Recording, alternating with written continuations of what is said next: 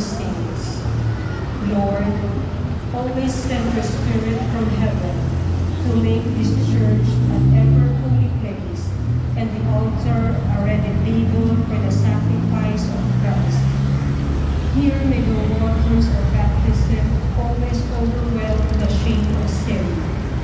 Here may your people always die to sin and live again through grace as your children.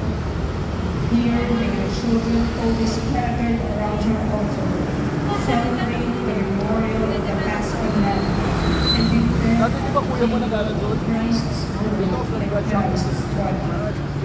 Here may prayer of church banquet resound through heaven and earth as a plea for the world's salvation. Here may the poor always find justice, the victims of oppression through freedom.